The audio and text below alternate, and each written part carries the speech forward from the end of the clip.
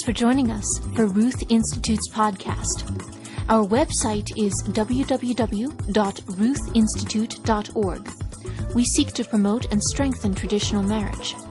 I encourage you to sign up for our free e-newsletter at the website, which has information on what we're doing around the country and how you can be involved. Dr. J gave this talk at Stanford University's Anscombe Society on the reasons for marriage and the ways in which it shapes society and the next generation. Everyone, thank you for coming out to be here for this first event sponsored by the Stanford University Anscombe Society.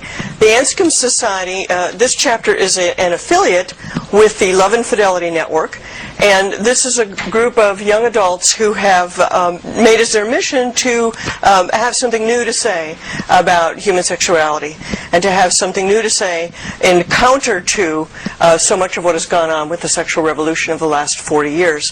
And so it's an honor to be invited to participate in this inaugural event for Stanford University's Elizabeth Anscombe Society. So just to say a little bit about myself here, back in 2001, I wrote a book that was called Love and Economics. And that book called Love and Economics, my doctorate's in economics of all things. Most people don't know that. But my doctorate's in economics, and that book was kind of intended to be, you might say, a love letter to the economists to get them interested in talking about issues that have to do with the family. And it was a complete failure in that regard. I was not able to get any economists interested in the issues that I thought were important. But anyway, the thing I wanted to mention to you about that is that when I wrote that book and I was doing publicity for it, in 2001, the issue of same-sex marriage was not even on the table for the most part. You really didn't hear very much about that issue.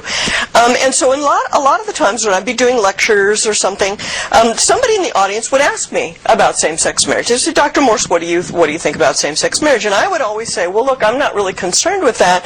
My job is to straighten out the straight people, and that's a full-time job. And everyone would laugh, and we would sort of move on. But now, because I wanted to really deal with a whole lot of other issues, such as divorce and cohabitation and out-of-wedlock childbearing and pornography and all of those type of issues, that's what I was really interested in. Those are the issues that motivated me to get involved in this whole area. So we would, kind of laugh about it and move on, and I would go back to talk about those issues, which were the things that we care about. But straightening out those issues really still is a full-time job, but we can't laugh off same-sex marriage anymore. We have to address that. We have to deal with that. And so I founded the Ruth Institute in 2008 because I believe that marriage is the linchpin of society. And I think getting it right is extremely important for the whole of society. And I think that young people want and deserve more than sound bites about all of these issues, including the issue of same-sex marriage. We need accurate information about the big picture of the meaning and significance of marriage as a social institution. It's my view that without marriage, a free society cannot have a sustainable future, because marriage creates children with the skills necessary to keep society going, including things as basic as having a conscience. And I also think that marriage is the foundation issue in all of the culture wars, including the life issues. And obviously I won't be able to talk about all of these issues, but please be aware that I and the Ruth Institute are very concerned about this whole range of issues with marriage at the center, but going off to the beginning with the life issues and going all the way to the end of things like artificial reproductive technology. We believe all of these things are related to one another. Marriage lies behind all of them because I think marriage is an organic, naturally occurring social institution that exists independently of the state and prior to the state. And so in this lecture, I'm going to do two basic things. First of all, I want to show that marriage is something. Marriage is something and not just any old thing that we happen to make up about it. And so I'll explain what marriage is and why we need it. In my view, the state has no right to attack marriage, to redefine marriage, or to break marriage down into nothing but a collection of individuals, which I think is what it's been doing for the last 40 years. Then I'll show that the destruction of marriage will necessarily lead to the expansion of the state, not to a contraction of the state, but to, in fact, an expansion of the state. Without the family doing its job, the state will necessarily grow larger, more expensive, and more intrusive. The destruction of marriage also has not made people happy or free. And throughout this lecture, I'm really going to be looking over my shoulder at the issue of same-sex marriage, and I think you'll see how the analysis that I'm doing here is going to apply to that larger issue. Before I begin on this, though, I'd like to just mention that the Ruth Institute, as was mentioned, is in fact a nonprofit institution that exists to kind of support organizations like the Anscombe Society and other kinds of student initiatives to promote different aspects of marriage. And one of our programs is that we have a weekly electronic newsletter, which is free and which you can sign up for if you'd like. And so, Anne, if you would circulate that around, all we really need is your email address, and then you can receive the Ruth Institute newsletter electronically every week. And we deal with a whole range of issues having to do with marriage and family and human sexuality. So we deal with life issues, and we deal with political things, and we have quizzes, and we just have a whole lot of different kinds of issues that you may find of interest. We recently had a video contest, and so we're talking about that, and we just talk about a lot of the issues the issues surrounding marriage, as well as the projects of the Ruth Institute. So first of all, what is marriage, and why do we need it? Now, what is the social job that marriage is supposed to do? And I think the way to answer this question is to start by taking the perspective of the child. What is owed to the child? Now, unlike adults, the child does not need autonomy or independence. I think that the child is entitled to a relationship with and care from both of the people who brought him or her into being. Therefore, the child has a legitimate interest in the stability of his parents' union. But no child can defend these entitlements for himself, nor is it adequate to make restitution after these rights have been violated. The child's right to care and relationship must be supported proactively before harm is done for these rights to be protected at all. So a child only gets 1 year to be 1 year old. And if the parents can't get it together, or if the courts can't get it together, this is an irreparable harm to the child. And so it's necessary not to have a kind of tort model or restitution model. It's necessary to have a proactive, structural, institutional model in place to protect the interests of children. Marriage is adult society's institutional structure for protecting the legitimate interests of children. Marriage attaches mothers, and especially fathers, to their children, and mothers and fathers to each other. Without this purpose, I don't think we would need marriage as a distinct social institution at all. Human beings are born alive and immature through the sexual relationship of a man and a woman. Every human person needs adult assistance in order to survive. Marriage exists in all times and places to solve this basic social problem. If our offspring were born as adults, ready to live independently, if we reproduce through some form of asexual reproduction, we wouldn't need anything like marriage. And I doubt very seriously that it would have ever entered anybody's mind to think of an institution that has sexually exclusive, lifelong relationship if it weren't for these basic facts about human reproduction. So now we often hear the objection that this must not be true because some marriages don't have children. And of course, it's perfectly true that some marriages don't have children. However, every child has parents. Every child deserves to have a relationship with both of his or her parents. Deliberately depriving a child of the relationship is an injustice to the child and should not be done without some compelling or unavoidable reason. The objection that some marriages don't have children stands the rationale for marriage on its head.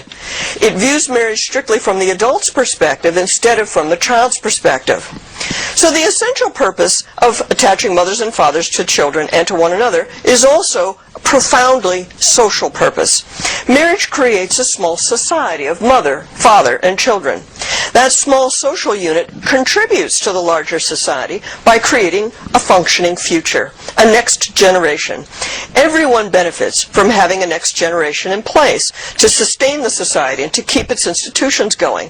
When I become old, I'll benefit from the fact that younger people are building cars and houses, providing medical and legal care, starting new businesses, and running old ones. The benefits of marriage go far beyond the benefits to the individual members of that family. This is why marriage is not simply a special case of the market, and family law is not simply a subset of property and contract law, which is what a lot of people are trying to reduce it to. Marriage exists to meet the social necessity of caring for helpless children who are not and cannot be contracting partners. Children are protected parties, and marriage should protect the interests of both parents in pursuing their common project of rearing their children. The genius of marriage as a social institution is just this. By providing an extremely minimal legal structure, the state facilitates a huge amount of voluntary cooperation. The state doesn't care about the details of particular couples' arrangements. As long as the couple fulfills a basic requirement, the state has no further interest or concern. Marriage is largely a self-regulating, largely voluntary system of long-term cooperation between parents. So, marriage is not just any old thing we happen to make up. Marriage is every society's way of attaching mothers and fathers to their children and to one another. If the state destroys this purpose of marriage or pushes it to the margins, we still have to solve the problem of caring for children. I say the state has no right to destroy this natural, organic institution of the union of mother-father around their children. Rather, in a good society, the state would try to support and facilitate this natural reality and social necessity. Now, this discussion has been pretty abstract so far. We've been talking about marriage in a rarefied atmosphere of theory, looking down at it from a kind of a bird's eye point of view. We also have to look at it from the personal point of view. What does marriage look like across the kitchen table, in the bedroom, in the nursery? Marriage is an issue that has to be addressed at the philosophical level, at the political level, and practical policy, and also at the personal level. All of these things are involved in marriage. And in particular, how does one prepare for marriage? What is a sensible procedure, a sensible approach for preparing for marriage? And this, I want to mention, is one of the issues that I think has animated the members of the Anscombe Society and the Love and Fidelity Network generally in founding their clubs at colleges around the country. The Love and Fidelity Network is a network of clubs similar to Stanford's Anscombe Society, and they're devoted to the ideals of sexual integrity, including abstinence prior to marriage and marriage as the proper locus of sexual activity. And for a lot of these clubs, the primary motivation for organizing the club was really for the students to try to deal with the hookup culture on their campus, to have some alternative for the hookup culture, to have some place where students could discuss these issues, where students could feel at home, could feel comfortable, basically opting out from what has become the establishment on many college campuses. And so there are now 35 colleges, at least, that I'm aware of, that have chapters of the Love and Fidelity Network or some kind of affiliate. This club originally started at Princeton University, and there are now chapters at most of the Ivy League schools, and most of these 35 clubs are somewhere on the East Coast. So this club here at Stanford is kind of exciting that there's something starting out here in California.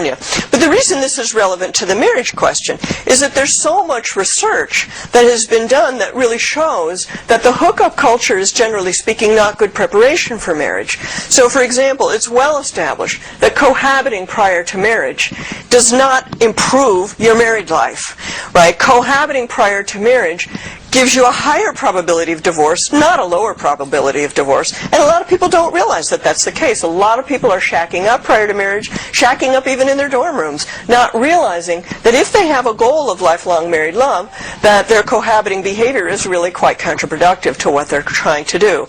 It's also the case that multiple sex partners is correlated with higher probability of divorce and greater marital unhappiness. It's also the case that large numbers of sex partners is correlated with higher incidence of depression, particularly among women and among young women, among teenage girls. There's a very strong relationship between having multiple sex partners and depression, and there are a number of reasons why that's so. But the point here is just to say that these issues that animated the original members of the Anscombe Society are definitely relevant to the larger question of what marriage is, how marriage fits in with a good society, and how we've been undermining all of these things through various aspects of the sexual revolution.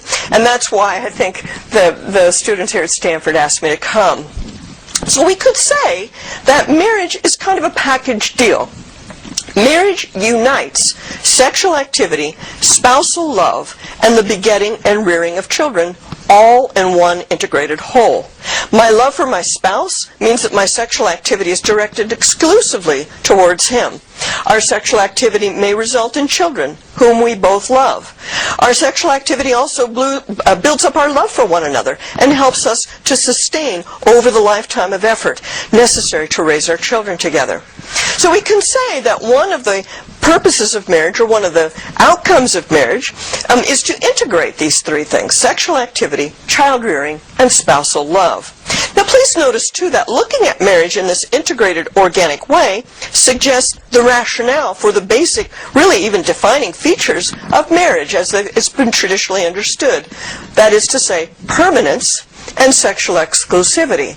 Permanence and sexual exclusivity are some of the key ideas that have animated marriage, almost the defining characteristics of marriage. So for the good of children, the mutual good of the spouses, and the common good of society, marriage makes these demands upon us for fidelity, demands that are sometimes inconvenient, but which tend toward the larger common good, both of the family and of society.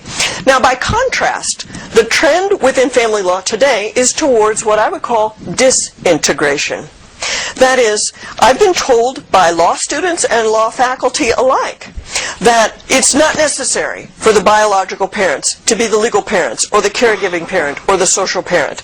The state, they say, has no particular interest in channeling parenthood into marriage or in assigning social and legal parental rights necessarily to the biological parents. Indeed, under California law, children may have 5 parents: the sperm donor, the egg donor, the gestational mother who carries the child to term, and the legal mother and the legal father. In some states, courts have assigned legal custody rights to more than 2 individuals, or put 3 people on the birth certificate. For instance, it might be both members of a lesbian couple and the child's biological father. The courts are already doing these kinds of things. But each of these delinkings of the integrative functions of marriage, I think, dehumanizes us and empowers the state. In fact, I think if I had time, it'd be possible to show that each and every feature of the sexual revolution, the so-called sexual revolution, has had this feature of breaking apart different pieces of this organic reality that I would call natural marriage. And each of these steps of breaking apart organic marriage has had the dual consequence of expanding the reach of the state and making us miserable. Now, since it's not possible to show each and every one of these cases in tonight's lecture, I'll just illustrate the point with one of the first, and I would say still most destructive steps in the deconstruction of marriage. I'm of course referring to the introduction of the so-called no-fault divorce. I will show that it has made people unhappy, perpetrated massive injustices against women, men, and children alike, and that has resulted in an increase in the power of the state.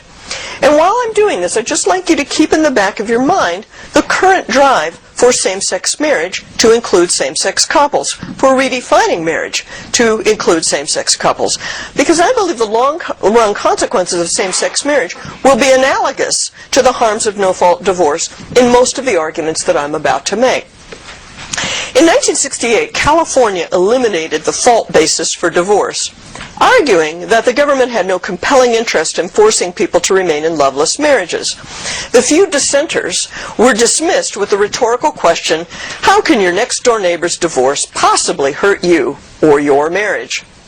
On the basis of a handful of studies, experts assured the public that children would be better off if unhappy parents separated in a simple and painless way. If the parents were happy, the children would be happy. Now, these rosy forecasts proved to be incorrect in virtually every particular. The shift to no-fault divorce was not a minor change, but a huge social shift. No-fault did not simply reduce the cost of divorce to the handful of people who would have gotten divorced in any case. No-fault divorce changed the incentives for everyone, and thereby changed the institution of marriage for everyone. The best estimate is that the introduction of no-fault increased the divorce rate by 10%, and that it changed the behavior of millions of people. Now let's take a quick glance over our shoulder and see the parallels with today's same-sex marriage issue. We're asked how someone else's same-sex marriage will affect us. We have a few cheerful studies telling us that all will be well with children. And we're being served up a change in the fundamental structure of marriage, as if this will only affect the behavior of a handful of people. Now, to show you that the presumption of permanence in marriage had some desirable features, let me tell you a bit about what it was like to grow up in the 1950s and early 60s. You have no doubt been told that this was an era of the oppression of women in loveless marriages and the confinement of men to dreary conformist jobs. Now, I don't know what it was like to be an adult in those days, but I can tell you something about what it was like to be a child. Our mothers and fathers were there. Our fathers went to work every morning, came home every night, and were sober most of the time. Our mothers took care of us without hovering over us. We had safe neighborhoods in which to roam, unsupervised, most of the time. We slept in the same bed every night. We didn't shuttle between two households. For the vast majority of us, everything we needed for our homework or school project was right there at our mom's house, which was also our dad's house, which was the only house we had. We didn't have to worry about how to behave around our mother's boyfriends or our father's girlfriends. Our mothers didn't bring a parade of boyfriends through the house. Our fathers didn't make fools of themselves, marrying a string of women whom everyone else could see were gold diggers. It was unthinkable that our parents would present us with new lovers to whom we would have responsibilities, with whom we would have to have relationships. We sometimes saw our parents quarrel, but we seldom wondered whether these quarrels would mean the ends of their marriages and the end of our lives as we had known them. Oh, and there's one more thing that we had that many of you don't have. We had siblings.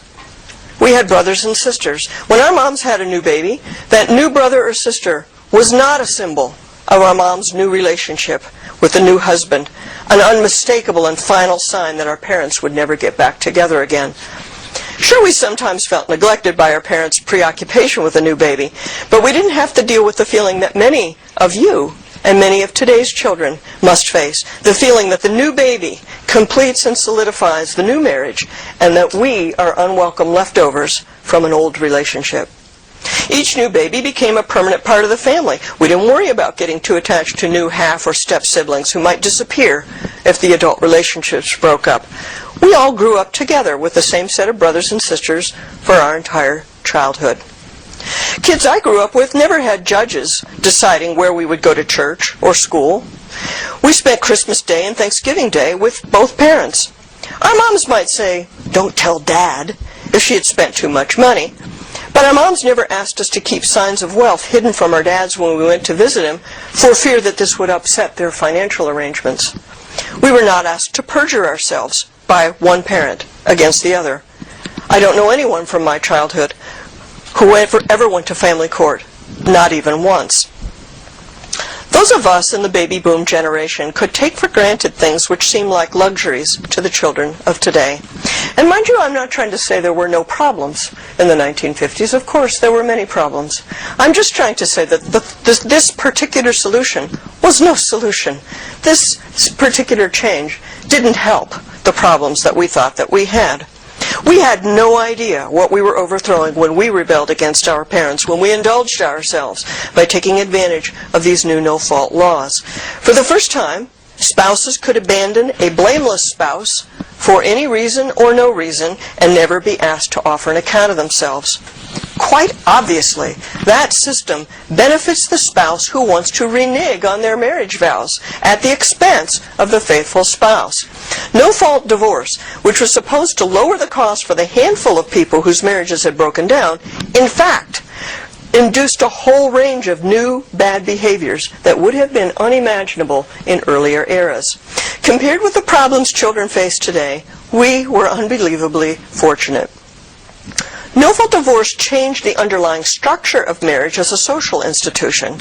Instead of a presumption of permanence, the legal innovation created a presumption of impermanence. No one, male or female, young or old, of any religion or no religion, no one can count on any particular marriage lasting for a lifetime.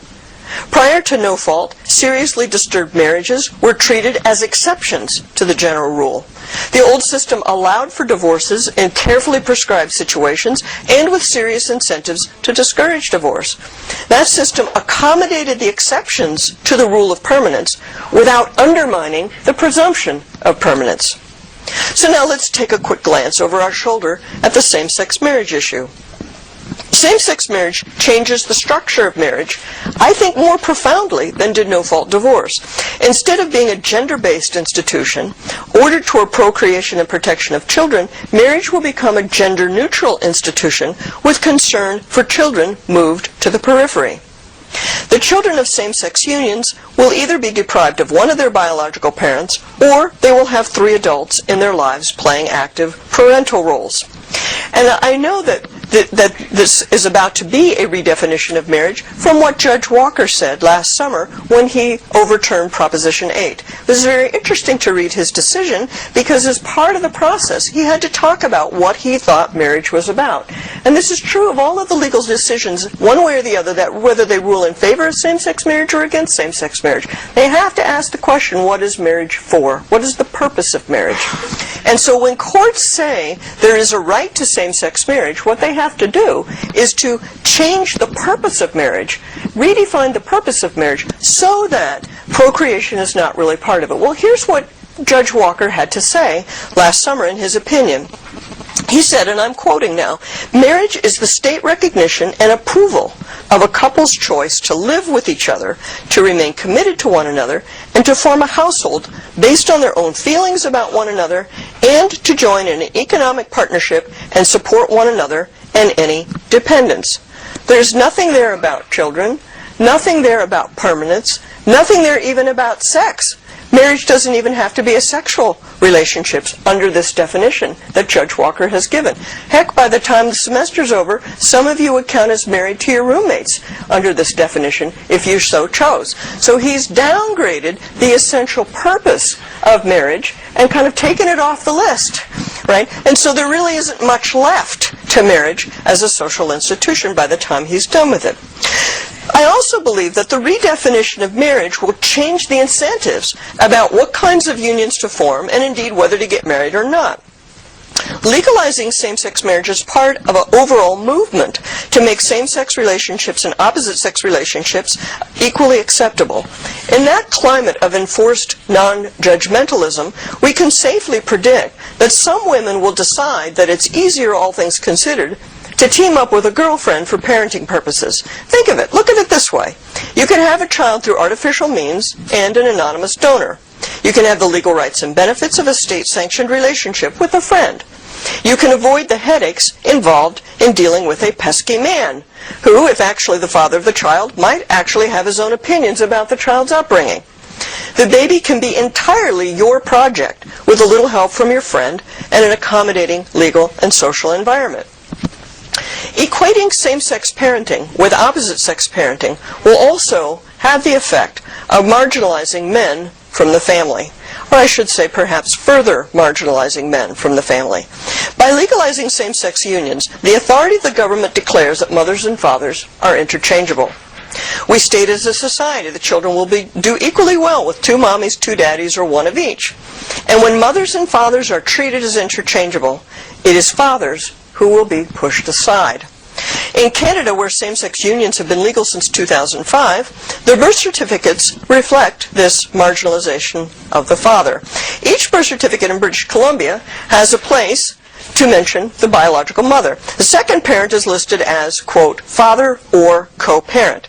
And the person must check off whether the other parent is the father or a co-parent. Fatherhood is officially reduced to being a check-off box. Now, you might object that birth certificates are purely symbolic with no real meaning. If we don't care about symbols, of course, we might well ask why we're fighting so hard over the word marriage in the first place in societies where same-sex couples already have the practical benefits of marriage. You might object that we could solve this symbolic problem of marginalizing men from the birth certificates by simply recording Parent A and Parent B. And you may remember that there was some move to do that on passports, to list only Parent A and Parent B on passports, and there was such an outcry that the State Department retreated from that proposal. Well, very well, suppose we do that. Suppose we have on the birth certificates that we just list Parent A and Parent B. You must mean then that we would record two individuals as parents without taking note of which one has any biological relationship to the child. The genetic connection between the child and one member of a lesbian couple cannot be permitted to privilege her in any way over the other member of the couple. This suggestion makes plain, I think, how deeply same-sex marriage will alter the social structure.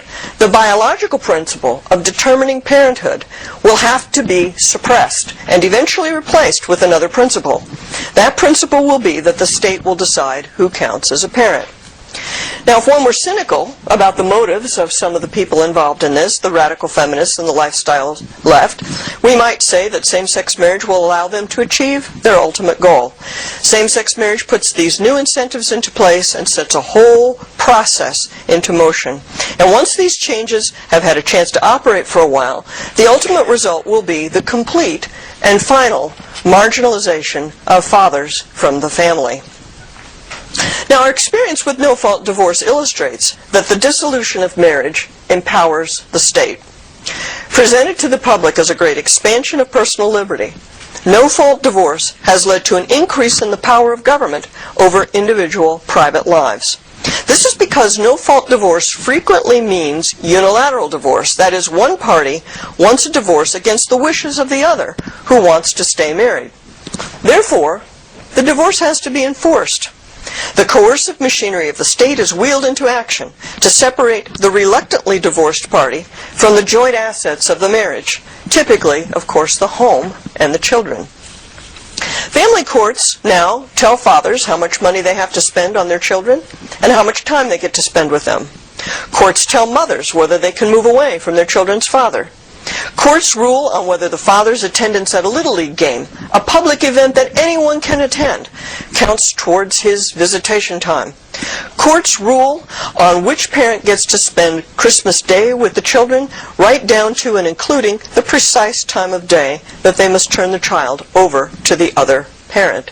I even recently had a family law attorney tell me that she had seen a case in which a judge had been asked to decide on a girl's prom dress because the father thought it was too risque and the mother thought it was fine, and they couldn't come up with a decision, and so the family court picked the girl's prom dress. Now, involving the family court in the minutiae of family life is hardly the behavior of a free society or a minimal government. There's no other agency of the government that we permit to intervene in people's private business so intimately, so frequently, so routinely. The activities of the family courts amount to an unprecedented blurring of the boundaries between public and private life. People under the jurisdiction of family courts can have virtually all of their lives under the scrutiny of the courts. Thus, the social experiment of no-fault divorce, which was accepted as an expansion of personal liberty, has resulted in an unprecedented intrusion of the state into the private lives of ordinary, law-abiding citizens. And if the courts are influenced by ideology, such as feminism, that ideology can reach into every bedroom and kitchen in America.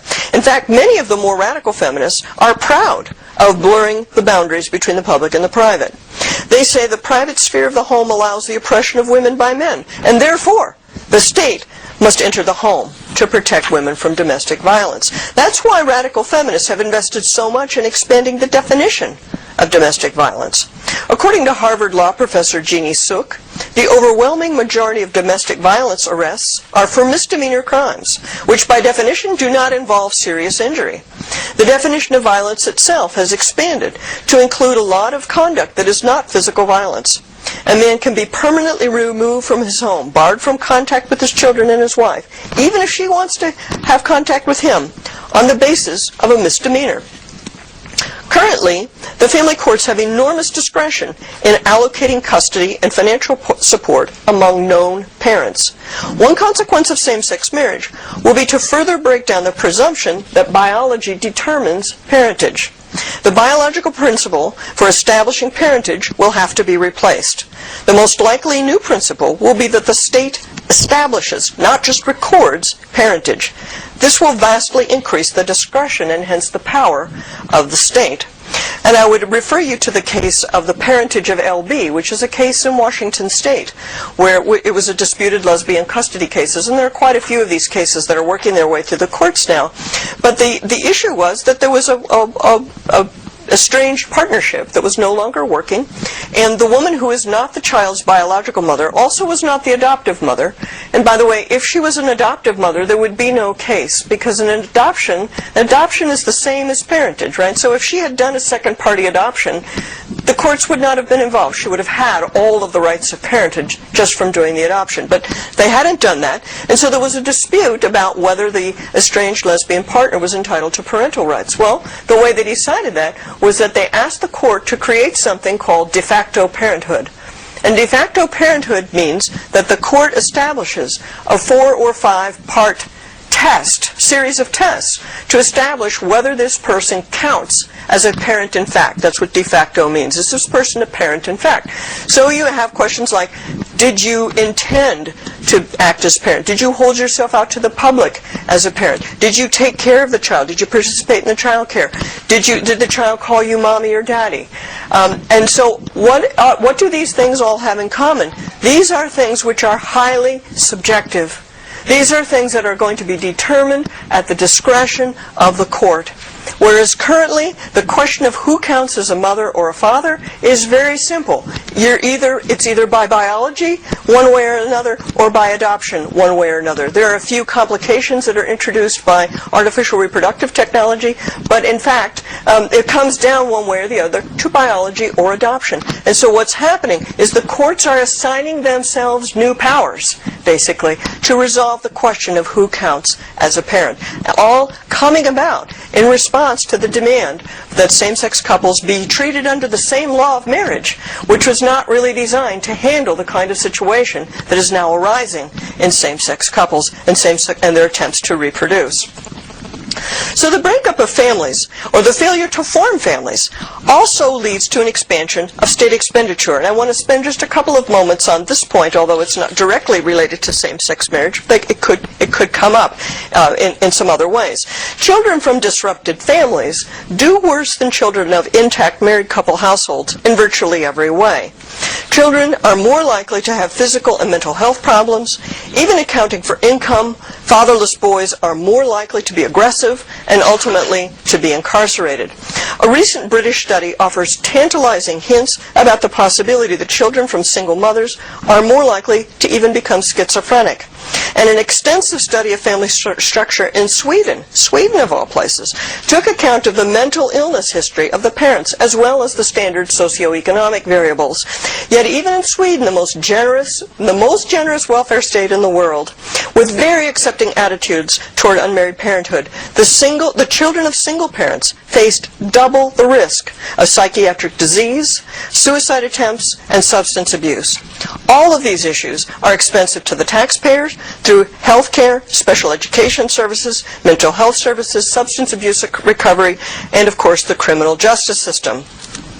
All of these social pathologies are expensive to the taxpayer as well as being painful to individuals.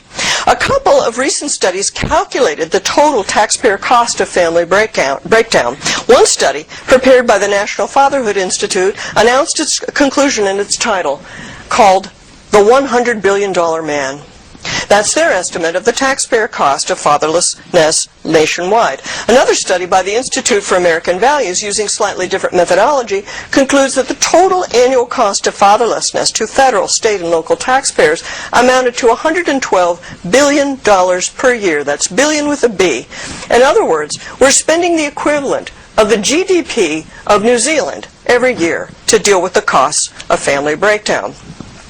Unless we take serious, sustained action to both protect and strengthen marriage, the children of the future will have even less stability and certainty than the children of today. Some of them will shuttle between 3 or more households. Some of them will be subjected to the courts in ways that are currently unimaginable. Courts adding and subtracting parents, mixing and matching parental rights, and having far too much influence over the ordinary course of ordinary people's lives. The advocates of the deconstruction of marriage into a series of temporary couplings with unspecified numbers and genders of people have used the language of choice and individual rights to advance their cause. This rhetoric has a very powerful hold over the American mind. The deconstruction of the family, I don't think, could have proceeded as far as it has without the use of the language of personal freedom. But I believe this rhetoric is very deceptive. It's simply not possible to have a non-intrusive government in a society with absolutely no social or legal norms about family structure, sexual behavior, or childbearing. The state will have to provide support for people with loose or non-existent ties to their families. I believe that a free society needs a robust set of social institutions. If marriage isn't a necessary social institution, then nothing is. And if there are no necessary social institutions, then the individual will truly be left to face the state alone. A free society needs marriage. And that is why these young people here at Stanford University have formed together to form the Anscombe Society, to begin a dialogue about these very important questions, dialogue on questions that reach far beyond the current rhetoric over a handful of issues. I hope that this lecture will be a good start for opening the discussion about these questions. Thank you all so much for coming tonight.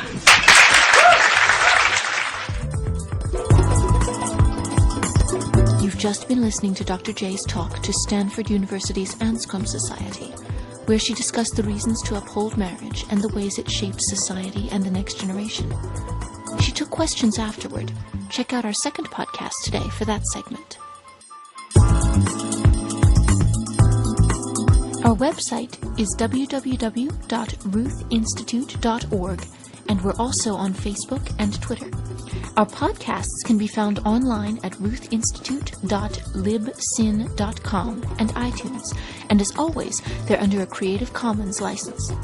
The Ruth Institute is a nonprofit educational organization devoted to bringing hope and encouragement for lifelong married love.